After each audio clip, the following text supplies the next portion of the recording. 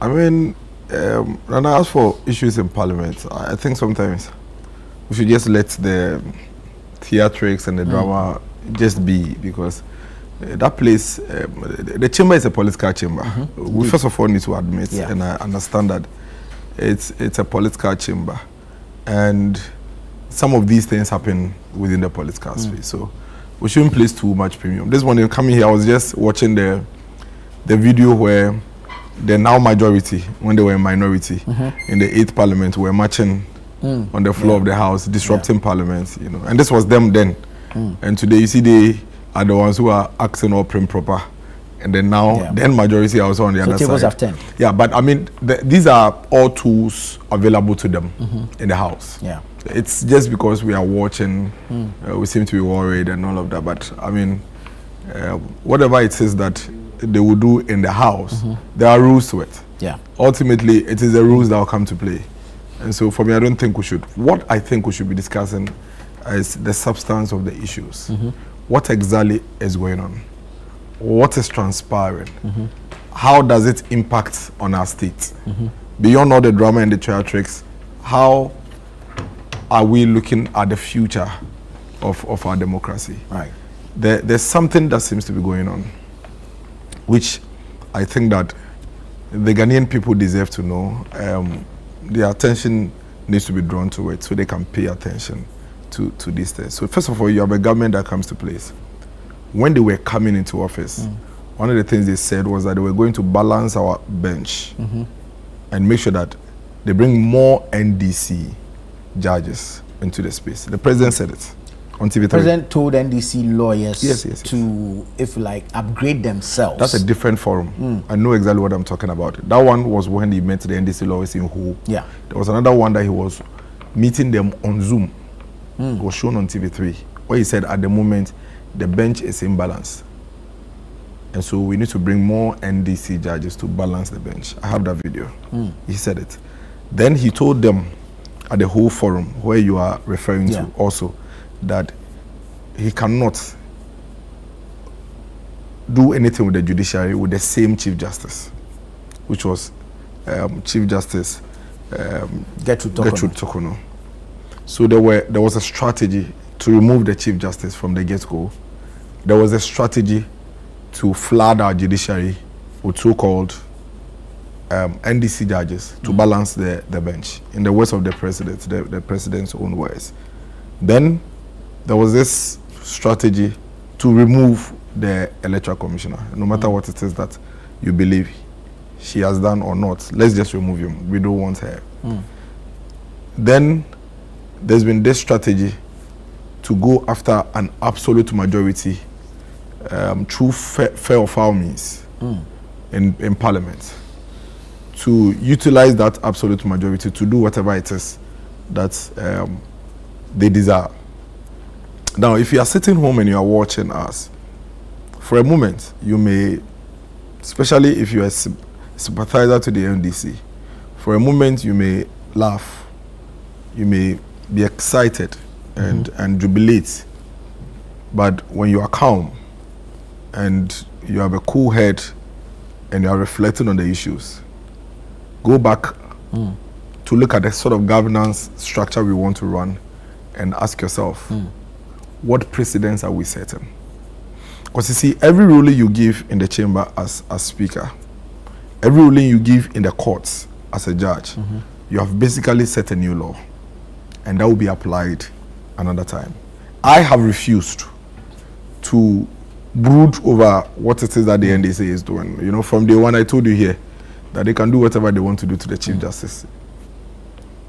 They have the mandate of the state. And if they want to abuse it in that manner, to blatantly push out the independent arm of the state, which is the judiciary, and we all sit on and watch them, who am I to complain? They should go ahead and do it. Now it has become law. Now we know that when there's a change in government and you don't like the Chief Justice, simply get your party people to raise a petition that can even include or be on the basis of incompetence, which is very relative, and we can kick out the Chief Justice. So let's live with that. Now we have heard that they've started the charade of raising petitions against the Electoral Commission. No problem. I mean, which government has actually, in fact, apart from Rawlings, I don't know which government has actually, maybe in Rawlings and Kufuor, the past 4 elections, all of us have come on the back of ECs that were appointed by the previous government. Yeah. So for me, I'm not really, when the will of the people is at play, there is nothing you can do. The NDC can even bring Madam Lordina Mahama as Electoral Commission. It won't make any difference when the people want them out of office. So again, let's all pretend like we are doing. Let's watch on, and let's allow them to run over our democracy. Because the guys, they've been carried away. I'm telling you, the NDC, they've gotten completely carried away. If you like, you pay attention. Yes, I'm telling you, for real. See, if you're not carried away, when you are taking decisions, you would always look at yourself on the other side. I mean, think about it. Barely 11 months ago, you were on the other side. Today you are here. You should be intelligent enough to know that whatever action I am taking, I will live with it. And I can tell you, whatever sword they've drawn, they would face it. Maybe not today, maybe not tomorrow, maybe not soon, but surely sooner than later. Surely sooner than later. And so sometimes when people are filled with adrenaline, they get carried away, they miss the point. And that's what I think is happening to the majority. Otherwise, this Pandai matter is all part of the charade. I mean, now they control the judiciary. They control it. There's no doubt about that. Oh, there's no doubt about but that. But the judiciary is an independent arm of government. You don't. That's not how an independent arm of government operates. There's nothing independent about it at the moment. Just like you mentioned that 11 months ago, they were on the other side. 11 months ago, you were there. Did you say same about the judiciary? I'm speaking, was the judiciary being controlled by I'm sure you had a view on that 11 months ago. Let me share mine now. When there were concerns about a unanimous FC and everything, but others also did you subscribe to same? Others shared that view then, didn't they? Are they sharing it now? I am sharing mine, just as they did this 11 months ago. I'm not asking you to come and join me to share. So your viewpoint has changed? It hasn't changed. My viewpoint has not changed. My viewpoint on the prevailing matter is what I am discussing. Do you have any comment on me from the past? What was your viewpoint? I didn't have. You didn't have one, no. but now you do. Yes. Is there anything wrong with it? Those who shared views 11 months ago, they don't have a view today. Am I fighting them? Did you hear me fight them? Are they all not quiet? Are they not quiet? So the same way they reserve the right to be quiet now, I'm sure others also reserve the right to be quiet. No problem at all. I'm only saying that the orchestra is being played. Eventually, we would all have our favorite tune at some point, and we would dance to it. I am a very patient man. All of us in this country have seen it. We've seen these things move up and down, and I'm sure eventually, but what for me is important is that if somebody comes to court and tells you that I have 45 or 40 polling stations that I believe there are issues with it, so the court should look at them for me. Okay? Yeah. And the court says that, oh, I've looked at the 45, but even though it's 45 that you brought, I've even given you more. I've cancelled every election. That is what Panda is about. That is what Panda is about. That is what Panda is about. Panda is about an election where the will of the people are basically being gathered together and being thrown in the bin. The people went to the poll and voted. Out of the votes, one candidate says that I have concerns about some particular polling station. That's what he brought to court. Yeah. Why are the other polling stations that this person didn't bring to court? Why have all of them been brought into the The judge explains that the scale and nature of the irregularities makes it difficult to isolate. So the judge is determining from where he sits. Based on the evidence presented. The person who brought the case brought you isolated polling stations. The person who brought you the case. The person who brought you evidence of specific, but you are saying that even though I've seen evidence of specific and I haven't seen evidence of the others, I still think that everything should be nullified. But let's keep it. Let's keep it. Honestly speaking, me, I want them to be kept. See, now let me tell you something. This country, all of us have been long enough to know how these things work. Let's keep it. The reason why for me, I keep indicating my point and taking screenshots and writing them is that, listen, it may be 30 years. If you like, make it 50 years, we'll be alive by the grace of God. When it's being played back, I'll be here with you. And nobody should advise anybody. The problem is that it throws our democracy into chaos. But just as you are here looking on and not stating your opinion, Anna, whether 4 years, 10 years, 30 years, don't state your opinion. Moderate it just like that. It is not in 20 that say, we beg you, they wait. No, let's live with it. Because we are watching on for this. Then it's the same way you didn't state an opinion some years back. You shouldn't be stating your opinion today. So that's why I'm not fighting you. So I'm with you. I'm with you. No, you can't. I will state my opinion. Now you are quiet. It's my turn to state my opinion. There's nothing wrong with it. I am only saying that let's live with it. But should this continue? Should this yes, be the way yes. to go? Let us continue. Why? How do we go? If you don't want it, how do we develop? If you don't want it to continue, why are you not speaking? Why are you not speaking? How do we develop? That is the point I'm making.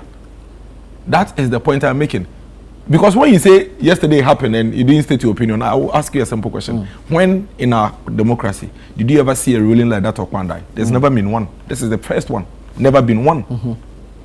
No two cases are the same. There has never been the kind of rogue ruling that we have seen in the Kwandai ruling. It's complete a rogue ruling. Both what the speaker is doing in parliament and what the judge did in the court. They are rogue. The judge says the court had no way of knowing the extent of irregularities in the remaining 100. How do you judge on what you don't know? How do you judge on something you don't know? Isn't evidence the name of the game in court? So the judge himself is incriminating or indicting himself. How do you, a judge, say that because he does not have a way of knowing what happened, I have cancelled something? Isn't evidence the name of the game? Yes, but so there is blood oozing. You don't assume in court. Exactly. You rule on what evidence has been adduced in court. You don't assume in court. Now you have assumed to make a judgment. You have assumed that there were irregularities. That is what the judge has done. If I have no way of knowing, then let's go and do the whole thing. And let's correct that's everything. Not how law is. If I have no way of knowing, I deal with what has been presented to me in court. That's why I keep telling you people that I'm not a lawyer, but my senses work. I'm not stupid. If I have no way of knowing. So now you and I are in a room. Then you stepped out. Then blood is oozing out of your ears. Then you run to court. A judge says that the two of you are the ones in the room, and another says you are the one who slapped him for the blood to come. Well, I don't have any way of knowing whether you are the one who slapped him or not, and because of that, I think you slapped him because there's blood coming. It will be up to you. No, that is what has happened. You must present evidence. If you fail to prove that I slapped you, the judge cannot assume that because he has no way of knowing whether I slapped you or not, I should walk. Because what could happen is that the judge could also rule that because I have no way of knowing whether he slapped you or not, he didn't slap you. But actually, I may have slapped you. It's all on the face of the evidence. So if you are a judge and you say that because I have no way of knowing whether there was irregularity in other areas or not, because of that, I've nullified anything, it's a rogue judgment. Because you don't go to court. Imagine in 2013, when another Danko Akufo-Addo went to court and the judges ruled like this. Because you know in the judgment in 2013, there was actually admission, evidence by the judges that there were certain areas that there were challenges.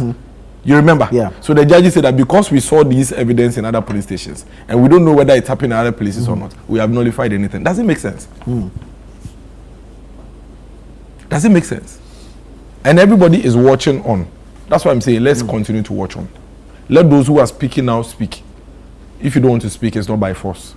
When it's another time and you want to speak, you can speak, but nobody will listen to you, just as these people are also not listening to anybody. Okay, that's on the judge's side. But what is the challenge with the speaker or the clerk to parliament? An order has been served on him. He was actually a fourth respondent in that petition. So he must act on the order. It's an executable order. I don't comment on the speaker's actions or inactions because the speaker is a politician. He's a pure NDC man. Sitting there. So for me, I don't think you've ever heard me make comments about Speaker Bagbin. He's a politician. He's an NDC man. So you should be rest assured. He will never take a fair decision. Never. But he's not acted against the law. You see, when you talk about the law and acting against the law, there is law, there is common sense. That's why when you go to the court, it's not just law they use. If it was just law, all of us would be in jail. Yeah, me, I've not committed any. No, you don't have to commit a crime for you to be caught. You don't have to commit a crime for you to be caught in the law. You don't have to be caught, commit a crime. It is the law that you use to determine whether you have committed a crime or not, and it can be manipulated in so many ways. I don't want to comment on the speaker. He's a politician. If he has an opportunity like he has now, he would continue to do what he's doing. I'm asking based on the action of the minority yesterday, because I mean, the man involved, Nyindam, has applied for a stay of execution. He's filed notices of appeal. He's actually, I think the minority, or either the MPP or the minority, is actually at the Supreme Court to challenge same. So for the speaker, he's just to act on the law. If it was a different speaker, I would believe what you are saying. It is the same speaker who caused the same chaos in Parliament when Judge Chikwuesin issue came up, and Judge Chikwuesin's seat was supposed to be declared vacant. The speaker said that because Judge Chikwuesin is still in court appealing with other processes, he doesn't think the court process has ended, and so he will not give, he will not declare his seat vacant. The same speaker. Bandai MP Nyindam is in court. The court says that go and rerun.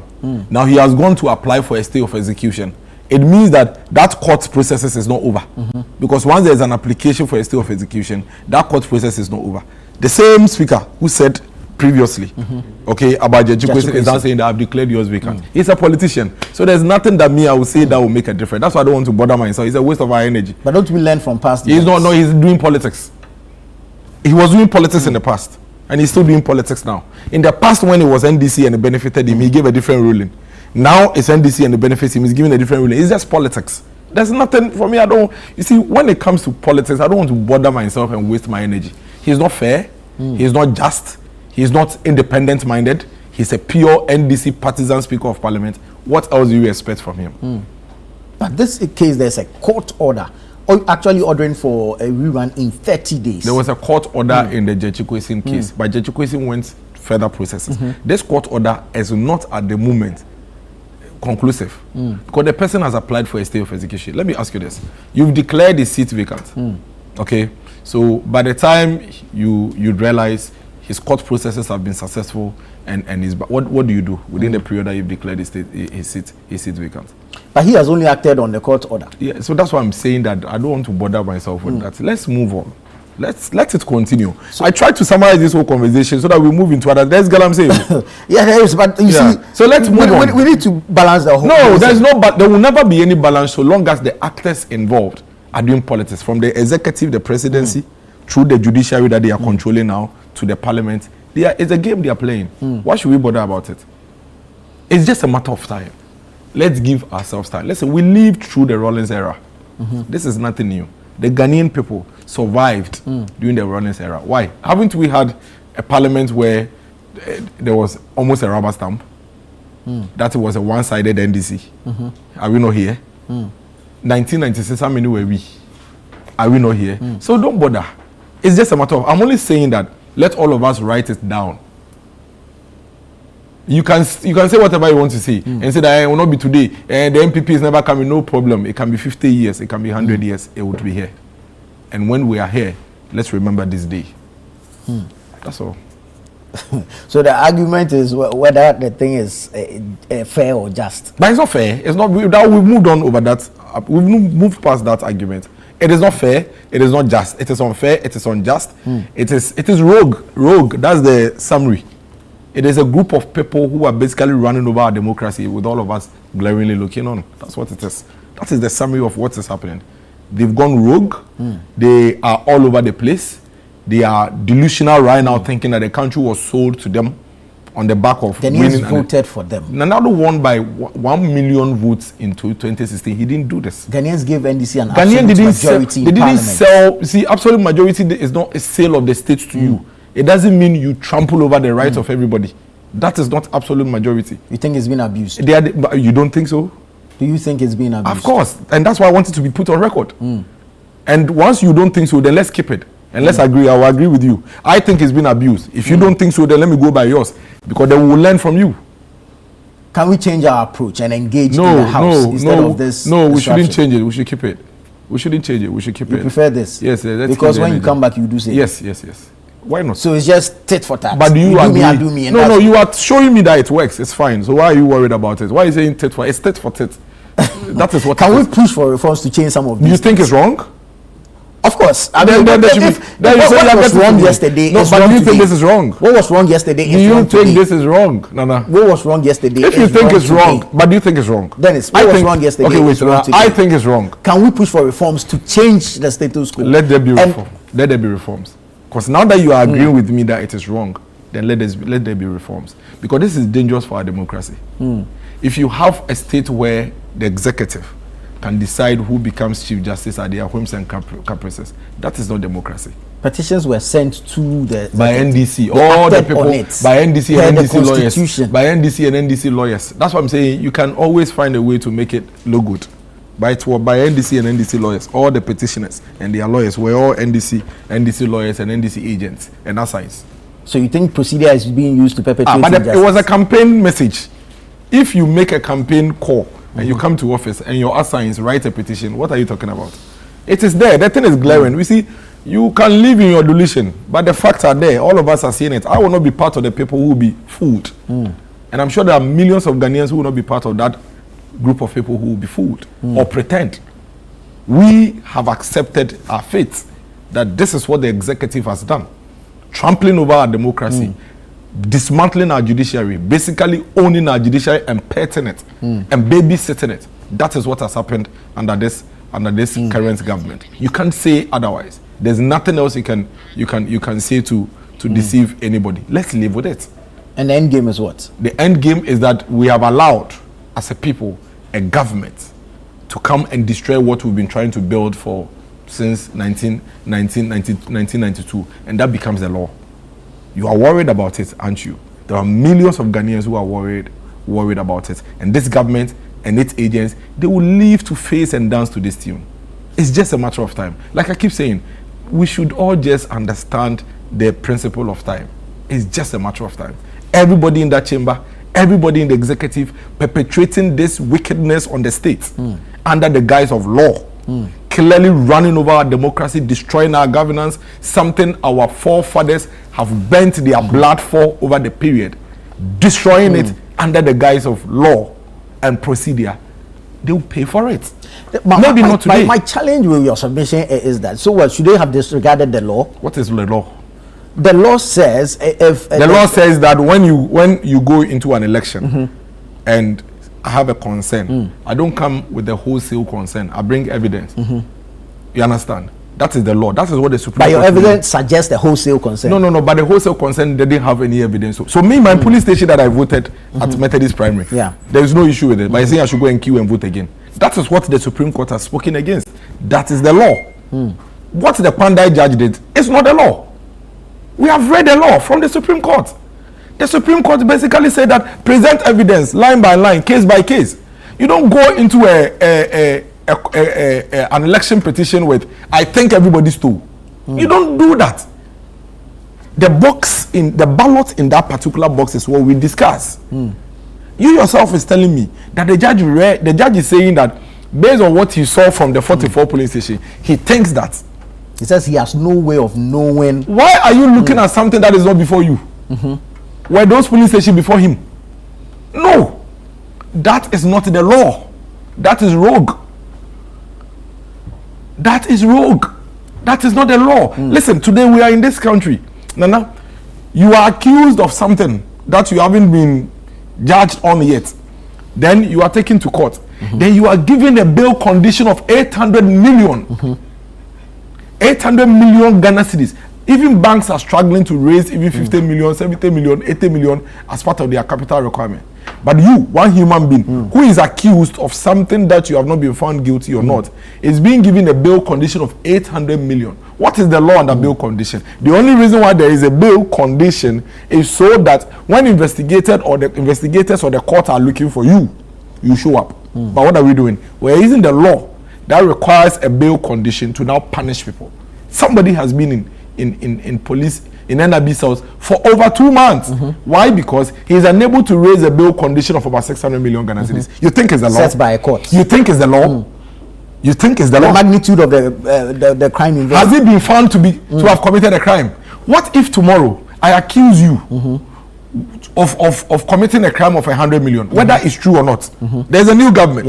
I accuse you, whether it's true or not. In fact, you may not even be remotely connected to it, but I've accused you. Then I take you to the NIB. Then I give you a bail condition of 700 million. Then I tell the court that the allegation I've put on her is 100 million. So give him a condition of 100 million. Then 6 months later, there's a ruling that you didn't commit any crime. How do we recover the damage you've done to you? Think about it. You can go back to the No, it's stupidity. That is why the law didn't say that bail conditions is a prerequisite for any. Bail condition is simply to say that I may not be able to find you. That is why the law made it that way. That is why in the past, until now, until this government, people who are accused of search were given self-cognizance bails. Go and ask Opuni and all those people. What of Woyome? I don't know about Woyome. I'm telling you about what I know. Go and ask them. You understand? Self-cognizance bail. But come on, you think 800 million is reasonable? Of an allegation?